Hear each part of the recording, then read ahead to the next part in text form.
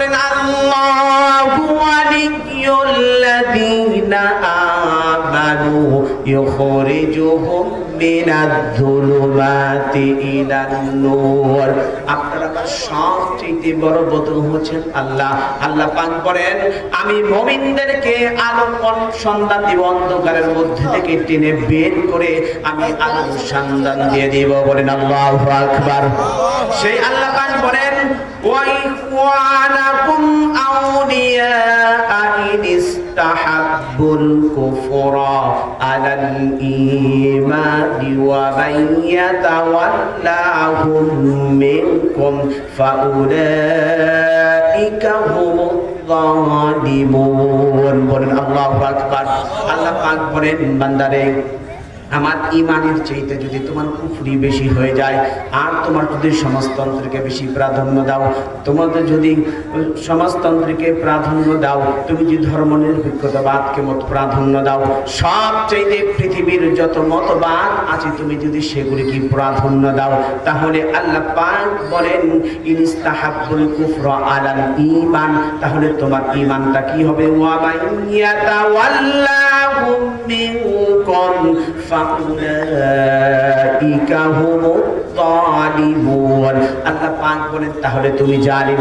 সবাই জোরে বলেন তাহলে কি? আরো জোরে বলেন তাহলে কি? এই জালিমের সাথে আপনার আমার বন্ধুত্ব আছে কি নাই? এক জালিম আর এক জালিমরে চেনে, বলেন ঠিক কি না? এক স্বৈরাচার আর এক স্বৈরাচাররে চেনে, এক কিবতখোর আর এক কিবতখোররে চেনে, এক জিনাকার আর এক জিনাকাররে চেনে, এক মদখোর আর এক মদখোররে চেনে, এক গাঁজাওয়ালা আর এক গাঁজাওয়ালারে চেনে, এক চুয়ানিওয়ালা এক চুয়ানিওয়ালার চেনে, এক ডান্ডিওয়ালা আর এক ডান্ডিওয়ালারে চেনে, আর একজন মিথ্যা বিচারক আর একজন মিথ্যা বিচারকরে চেনে। বলেন ঠিক কি না? আপনি আমি দেখতে পাই, যখন আমরা কিছুদিন আগে নেটে দেখলাম একজন বিচারক কলার পাতার মধ্যে শুয়ে রয়েছে, কিন্তু বিচার করেছিল কি?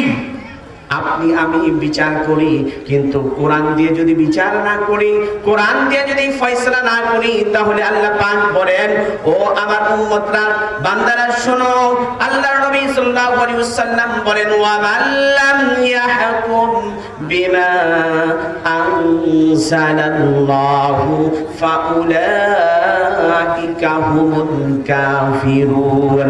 আল্লাহ পাক বলেন যারা কোরআন দিয়ে বিচার করেনি, কোরআন দিয়ে সমাজ গড়েনি, কোরআন দিয়ে রাষ্ট্র গড়েনি, কোরআন দিয়ে সংসদ চালায়নি, নিজের মন করা মতো সবকিছু করেছে, ওই ব্যক্তিরা কাফের।